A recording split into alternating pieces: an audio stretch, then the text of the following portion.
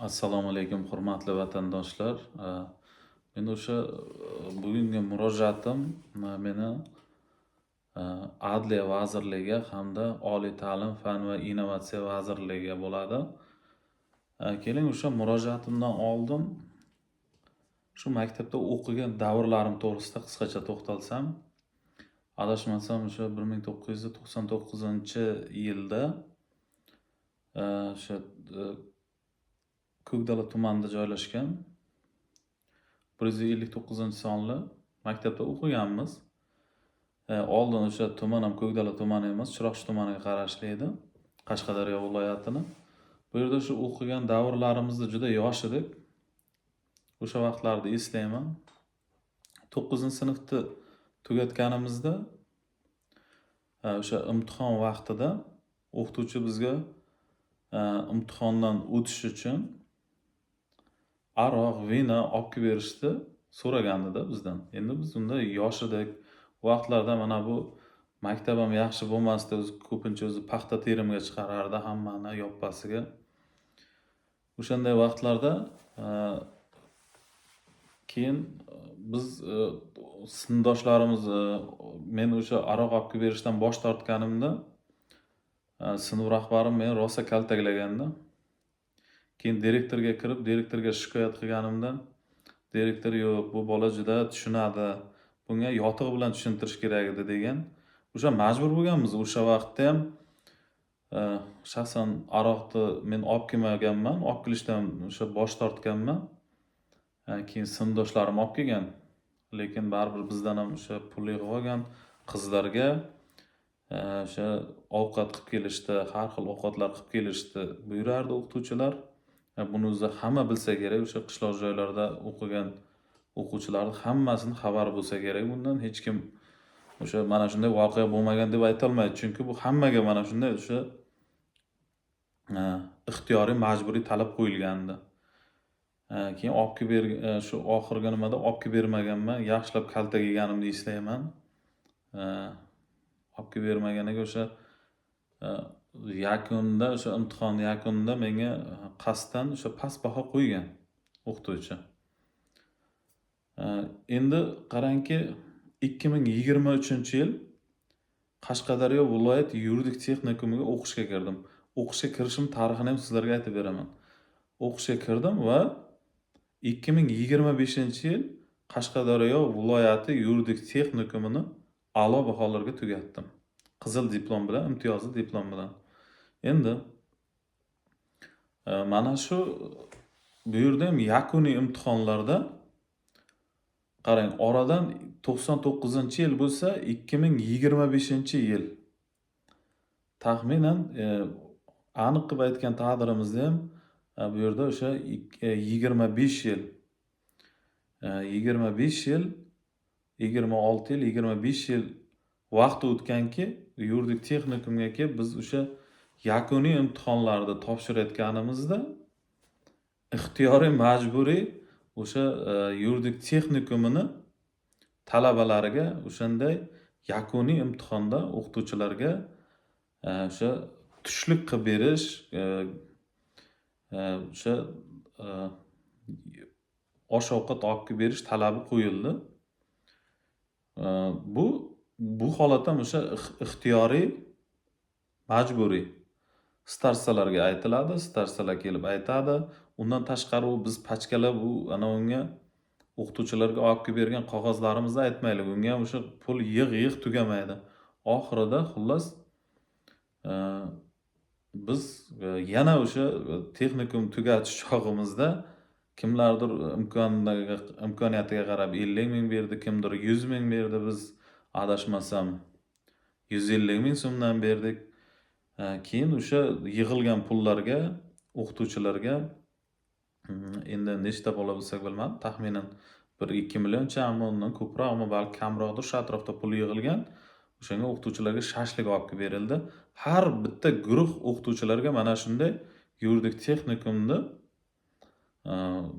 o'sha o'qituvchilarga mana shunday sharoit qilib berildi. Yuridik texnikumda agar siz mana shuni qilmasangiz, sizni qasddan imtihondan yiqitishadi. Endi bu qarangki, Men hozir Termiz davlat yuridik Termiz davlat universitetini yuridik fakultetida hozir tahsil olyapman. Xudo xolasa mana 3-kursda, shu yil 2-kursni tamomladim. 3-kursdan xudo xolasa o'qishni davom ettiraman. Endi qarangki, mana 2026-yilda ham xuddi mana shunday talab qo'yib, bu yil o'zi yuridik texnikum tugatilib, o'rniga o'sha litsey, akademik litsey tashkil qilindi. O'sha bitiruvchilarga ham o'qituvchilar tomonidan mana shunday talab qo'yilyaptiki, pul yig'ib, shu yil ham mana shu adashmasam talabalardan 100 mingdan har bitta talabadan yig'ib, o'qituvchilar o'sha yerda texnikumda o'zida ularga tushlik sharoit qilib beriladi. Bundan o'sha 25 yil, 26 yil oldingi maktabdagi holat bugungi kunda ham oradan qarangki 25 yil o'tibdi ham hech narsa o'zgarmagan. Hali ham mana shu o'qituvchilarga choy qilib berish, osh-ovqat qilib berish hali ham bor. Mana shuni qilmasangiz sizdan imtihondan yiqitishadi. Bundan tashqari qarangki, texnikumda shu kungacha sifatli ta'lim berilgani yo'q. Sababi men imkon qadar o'zim uchun o'sha yuridik texnikumda o'qidim, konspektlarni o'zim uchun qildim, kimdir qilmagandir, lekin men o'sha kontrakt to'laganman, kerakli bilimni olishga harakat qildim, o'qidim va o'sha yerda men rahmat aytadigan o'qituvchilarim ham bor, juda yaxshi bilim bergan o'qituvchilarim bor u yerda. Lekin ta'lim sifati yaxshi o'tildi deb, lekin maqtanadigan darajada emas. Sababi qarangki, imtihonlar olish jarayonida o'qituvchilar imtihonni nima sababdan oladi? Men to'g'risini aytganda hech tushunmadim. Sababi har imtihonda o'sha talabalarga, hammasiga ham emas, o'sha qizil diplom olish istagida bo'lgan talabalarga o'sha muhrlangan listlar tarqatiladi. Uning uchun o'sha qaysidir ma'noda o'qituvchining ko'nglidan chiqish kerak. Undan keyin savollar oldindan beriladi, siz javoblar ham beriladi. Shuni qog'ozga ko'chirib olib topshirsangiz, sizning bahoyingiz 5 va yakunida o'sha qizil diplom olasiz. Men mana shu texnikumda bilaman, ism familiyasini aytmayman, lekin mana shunday talabalar bo'ldiki, haftada bir kun kelib, qolgan vaqtda ishda bo'lgan, o'sha ish joyida ham oylik maoshini olgan, uni o'sha talabani o'qiyotgan davrini agar ko'tarib ko'radigan bo'lsa, talaba o'sha vaqtda oylik maoshini olgan, unga oylik maosh yozilgan. Bir vaqtda yuridik texnikumda ham o'qiyapti. Bu o'sha mantiqan ham, qonun nuqtai nazaridan ham hech qanday to'g'ri kelmaydi. Ham ish joyida ishlab, ham o'sha yuridik texnikumda o'qish. Qarangki, haftada bir kun kelib, ayrim hollarda o'sha 2 haftada, 3 haftada bir kun kelib, oxirida qizil diplom olib o'qish tugatib ketgan talabalar bo'ldi. Endi meni aytishlaringiz mumkin, mana shu aytayotgan gaplaringga bironta isbot bormi? Nima sababdan shu paytgacha o'sha murojaat qilmading huquq-tartibot organlariga deb. Men murojaat qilganman. Lekin o'sha huquq-tartibot organlari tomonidan ham o'rganib chiqilib, o'sha yuridik texnikum tomonidan hech qanday qonun buzilmaganligi aniqlangan. O'shaning uchun ham menda barcha dalillar bo'lganligi sababli endi birin-ketin sizlarga ko'rsatishga harakat qilaman. Hozir o'sha vaqtlari baribir buni tan olmasa kerak deb olib qo'ygandim. Talabalarga mana bunday, sizlarga qanchalik ko'rinyapti mana. Mana bunday mana testi savollari tarqatilgan, tayyor va mana bunday bir donadan list berilgan, bir dona, 2 dona list berilgan. Mana shunga javoblarni tayyor bemalol yozib kelaverasiz mana. Ko'rinyaptimi? Mana.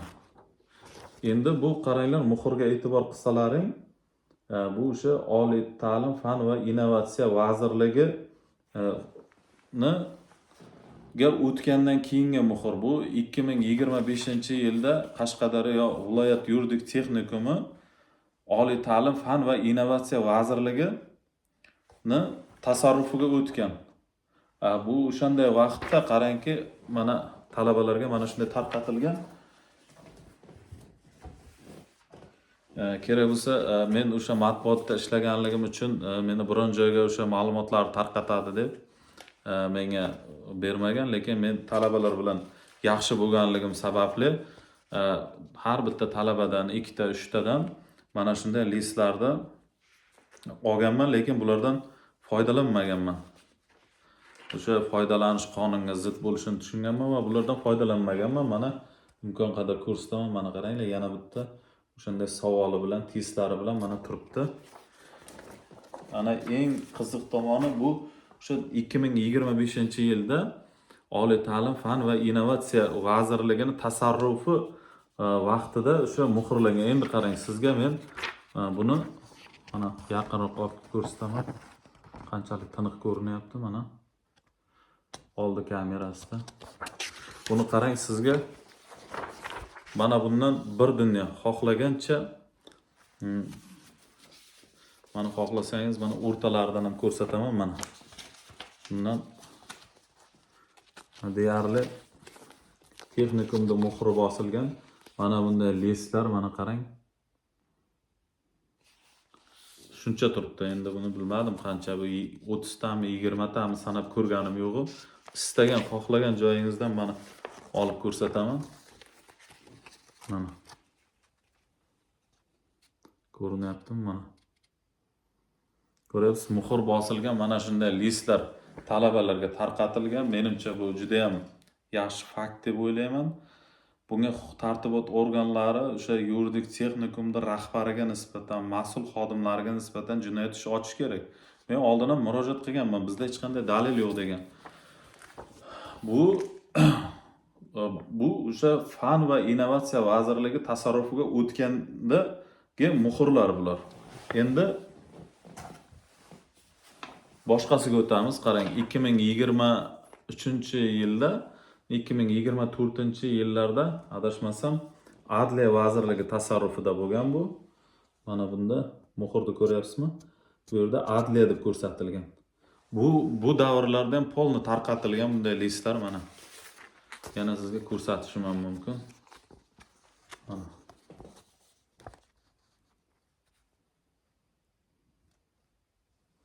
Ko'rinyaptimi? Mana.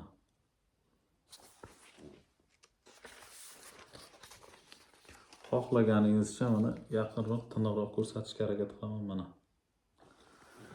Ko'rib turibsizki, mana qarang, bu o'sha yuridik texnikum Adliyani tasarrufi vaqtida talabalarga mana bunday listlar uyiga berib yuborilgan. Bemalol savollar ham berilgan. U yerda hech qanday imtihonda adolatli deb bo'lmaydi. Sizga oldindan savollar berilgan, javoblar berilgan. Faqat o'sha savollarni chiroyli qilib mana bunday qog'ozga ko'chirib kelsangiz, sizga diplomlar berilgan. Qizil diplom oladiganlarga taalluqli bu o'sha. Mana bunisi ham qaranglar, bu qancha narsa. Agar bundan g'arazli maqsadda foydalansa, nima deb yozsangiz ham muhr mana buni huquq-tartibot organlariga berishim mumkin. Bemalol buni ekspertizadan o'tkazsa, o'sha yuridik texnikumini muhrlari urilgan bunga. Asl, hammasi asl. O'sha yuridik texnikumini muhrlari urilgan. Eng yomoni tomoni shundaki, o'sha istayman, qaysidir gruppadan Moxlaroyim degan bir qizcha o'qirdi, juda ham a'lochi edi. O'sha o'quvchi texnikum tugashida ko'k diplom bilan ketdi. Lekin o'zi aslida qizil diplomga ana shunday o'sha bilimli talabalar ko'proq haqli edi.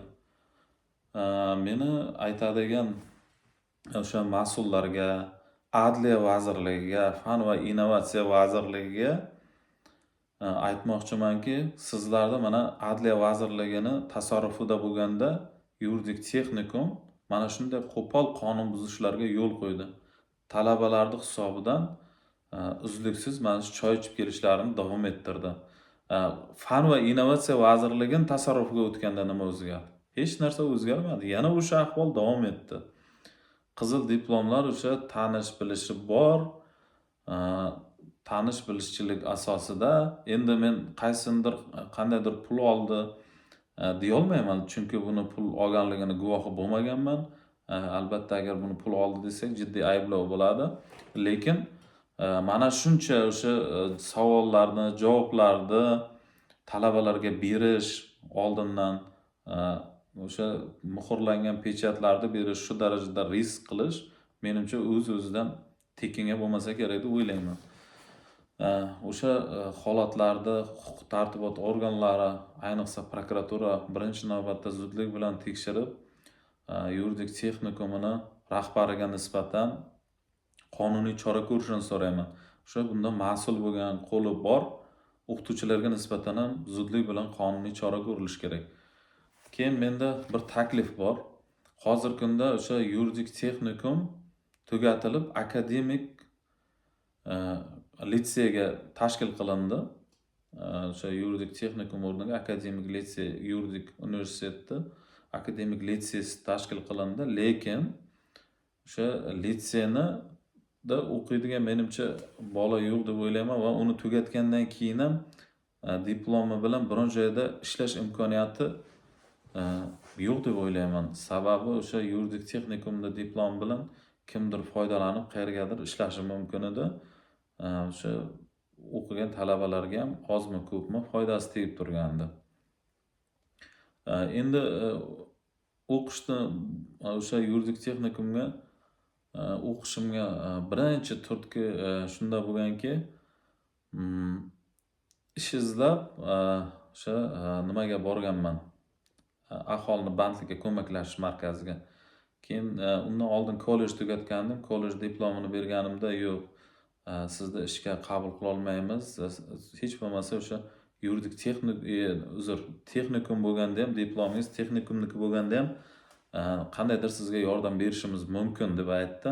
Shundan so'ng yuridik texnikumga o'qidim va o'sha yuridik texnikumda diplomini taqdim qilganimda ham, u yerda o'qiyotganligim to'g'risida ma'lumot olib berganimdan keyin ham o'sha Ko'kdala tuman bandlikka ko'maklashish markazi ish topib bera olmadi. Sababi ishda o'zi yo'q. Men yillar davomida bu bilan o'sha Ko'kdala tumani tashkil bo'lmasdan oldin Chiroqchi tumaniga juda ko'p marotaba murojaat qilganman. Ko'kdala tumanining o'ziga 200 dan ortiq murojaat qilgan bo'lsam kerak. Sababi o'sha Ko'kdala tuman bandlikka ko'maklashish markaziga murojaat qilganimda ular meni 3 million so'mga oylikka ish bor, ishlaysizmi degan. Ishlayman deganman. O'sha keyin yo'llanma bergan, yo'llanmalari ham menda turibdi. Keyin o'sha tashkilotga yuborganda, tashkilotga borganman. U yerda ish o'rni yo'q bo'lgan. Yana boshqa tashkilotga yuborgan, u yerga borganman, u yerda ham ish bo'lmagan. 3 marta o'sha tegishli tashkilotlardan rad bo'lib, ish topib bera olmagandan keyin amaldagi qonunchilikka ko'ra o'sha bandligini ishsiz deb e'tirof etib, davlat tomonidan ishsizlik nafaqasi tayinlash kerakligini men juda ham yaxshi bilardim. O'sha aholini bandlikka ko'maklashish to'g'risida qonun bor. O'sha qonunni o'qib chiqqandim. Shunda deyilgandi. Keyin men unga o'sha qonun bo'yicha siz ishsizlik nafaqasi tayinlashga majbursiz deganman. U bilan yo'q, men tayinlamayman, mumkin emas. Sababi siz ishlashdan bosh tortdingiz degan men olib ko'rsatganman. Ulardan tegishli joylardan o'sha rad bo'lganligi, ish o'rni yo'qligi, keyin prokuraturaga murojaat qilganman. Nima sababdan yo'q ish o'rnini qarangki, yolg'onda ham ish o'rni bor deb, masalan 200 ta bizda bo'sh ish o'rni bor deb ko'rsatib turibdi. Borsangiz amalda bitta ham, bir dona ham bo'sh ish o'rni yo'q. Men shu yerga necha yildan beri shu ishga kirish bo'yicha million martalab murojaat qilganman. 200 dan ortiq murojaat qilgan bo'lsam kerak. Hammasiga rad javobi olganman. Keyin o'sha ularga nisbatan qonuniy chora ko'rishini so'rab, o'sha bo'sh ish o'rni yo'q bo'lsa-da, amaldagi qonunchilikka ko'ra meni ishsiz deb e'tirof etmaganligi uchun ustidan shikoyat qilib nima qilganimdan keyin meni ishsiz deb e'tirof etib, 1 oy ishsizlik nafaqasi tayinlagan va uni ham kelgusi oyda o'sha kredit olganimda, bo'ldi, siz bandligingiz ta'minlanibdi, biz buni o'sha ishsizlik nafaqasini rad qilamiz deb asossiz ravishda uni ham rad qilgan.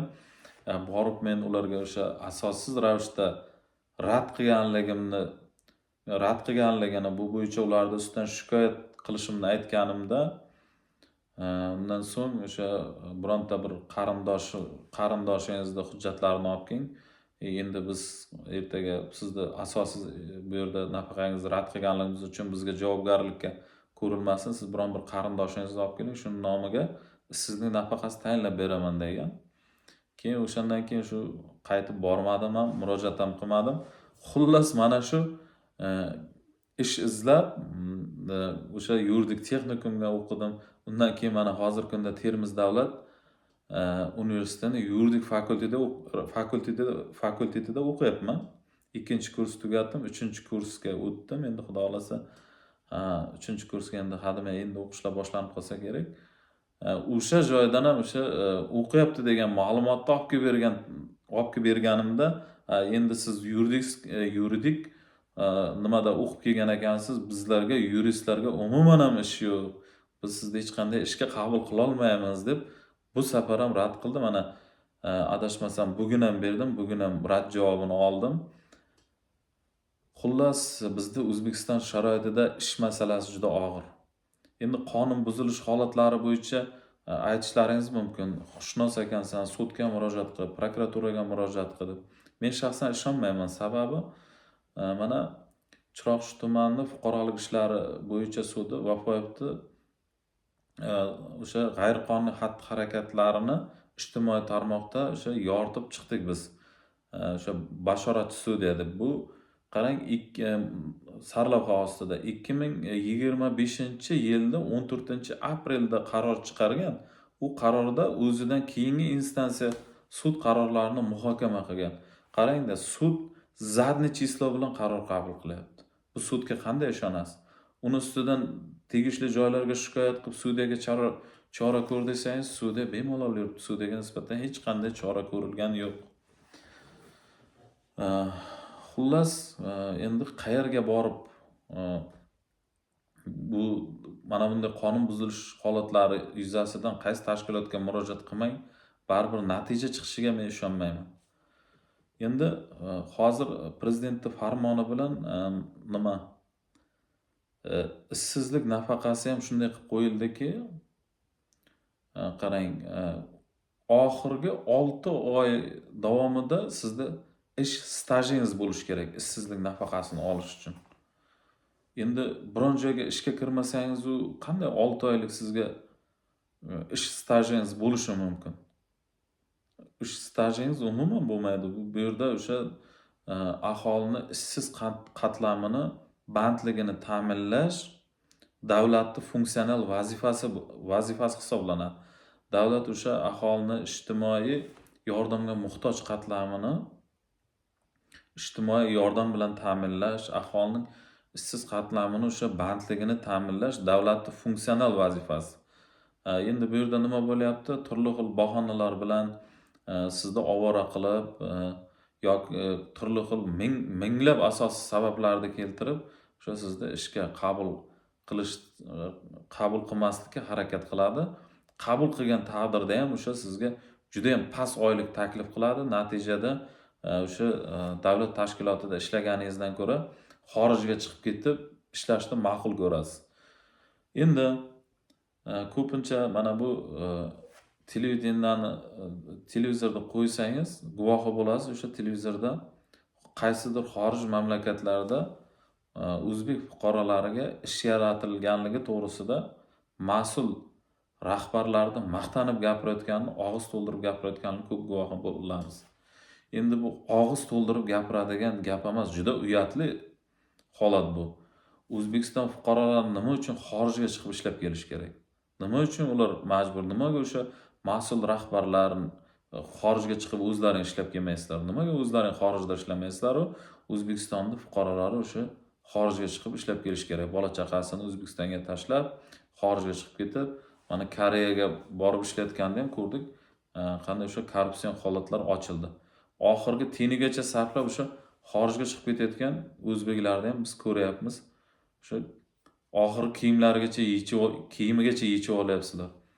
O'shaning uchun hurmatli mas'ullar, mana yuqorida aytgan qonun buzilish holatlarini bartaraf etinglar. Huquq-tartibot organlari zudlik bilan qonuniy chora ko'ringlar. Keyin o'sha aholini e, o'sha bandligini ta'minlashga harakat qilinglar. Mana qarangda, siz o'sha yuridik sohani tugatib kelsangiz ham ish yo'q. Xohlagan universitetingizni tugatib keling, ish yo'q. Men o'sha o'qishga kirishimdan oldin o'sha bandlikka ko'maklashish markazini xodimi aytgandi, yuristlarda bizga ish ko'p deb. Endi qarang, o'sha yuridik sohaga o'qishga kirib, o'sha joyda o'qiyotganligimni, o'rta maxsus professional yuridik ma'lumotga ega ekanligimni, texnikumni qizil diplom bilan, imtiyozli diplom bilan tugatganligimni, diplom taqdim qilishimga qaramasdan ishga qabul qilmayapti. Endi qarang, ertaga yuridik ma'lumotga ega bo'lib turib, o'sha diplomni olsangiz ham sizga ish topib bera olmaydi. O'zingiz uchun o'zingiz ish yaratishingiz kerak. O'shaning uchun kelajakda men to'g'risini aytsam, davlat tashkilotlaridan juda ham ko'nglim qolgan. Faqat davlat tashkilotiga ishlasam ham, o'sha o'qishda o'qib turganligim uchun mana shu vaqt mobaynida davlat tashkilotida agar ish topa olsam ishlashim mumkin, lekin o'sha universitet tugatgandan keyin diplomni olsam, men davlat tashkilotida ishlamoqchi emasman. Sababi advokat bo'lib, o'sha xalqimizga yordam berib, ularda o'sha huquq va manfaatlarini himoya qilmoqchiman. E'tiborlaring uchun rahmat. Mana shunday bizda qonun buzilish holatlari juda ham ko'p.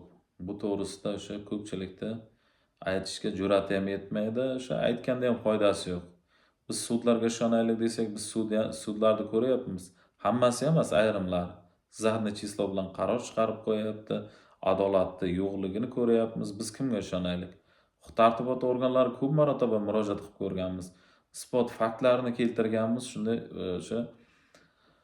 o'shanday holatlarda ham o'sha jinoyat ishi ochmagan, qandaydir o'sha choralar ko'rmagan. Shu sababli men to'g'risini aytsam, ko'p ham huquq-tartibot organlariga unchalik ko'p ishonmayman. Endi uzr, huquq-tartibot organlari, prokuraturaga, to'g'risini aytsam, prokuraturaga ko'proq ishonmayman.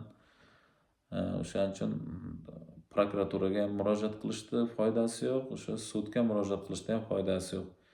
Eng to'g'ri yo'l o'sha matbuot orqali ijtimoiy tarmoqlarga murojaat qilish eng to'g'ri yo'l deb hisobladim va sizlarga ko'rsatib o'tdim. Agar mabodo sizlar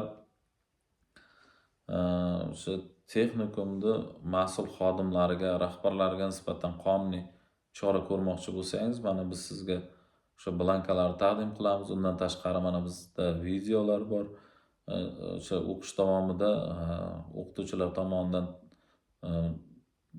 o'sha nimalar tashlab berilganligi, qolaversa mana savollar, testlar tayyorlangani bizga oldindan hammasi o'sha talabalarga berilgan.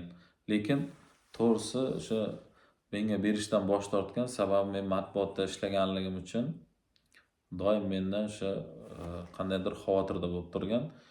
Keyin shunday holatlar bo'lganki, ko'pincha darslar o'tilmaydi texnikumda. Sababi mana shu Oliy ta'lim fan va innovatsiya vazirligi tasarrufiga o'tgandan keyin ham ko'pincha 2-3 guruhda bitta qilib dars o'tiladi, lekin oyligini 3 bo'lib oladi. Lekin bitta qilib dars o'tiladi. Keyin oxirgi paralar o'zi deyarli dars o'tilmagan. Birinchi kursda bizda hammamizni to'plab o'shanda qaysidir texnikum yoki qaysidir kollejda bir faollar zalida, katta bir zalda hammamizni yig'ib dars o'tgan. Bitta o'qituvchi kirib, ana shu yerda 200 ta bola bormi, 300 ta bormi, balki 500 tadir, hisobini bilmayman. Ana shuni hammasiga o'qituvchi kirib dars o'tgan, lekin uni guruhlarga bo'lib oylik maoshini olguncha, agar mana shu 5 ta guruh bo'ladigan bo'lsa, 5 bo'lakka bo'lib oylik maoshini olgan. Va bizda ana shu birinchi kursda o'qishimiz uchun hattoki bizga sharoit ham yaratib bera olmagan. Biz birinchi kursda ham, ikkinchi kursda ham ular ko'rsatgan kontraktni to'liq oshig'i bilan to'laganman. Lekin o'sha 1000 so'm yetmay qolganda ham bizga qo'ymagan, lekin bizga qani sharoit yaratib berilmadi. Shunday qiyin sharoitda o'qidik. O'sha maktabda ham qiyin sharoitda o'qigandik.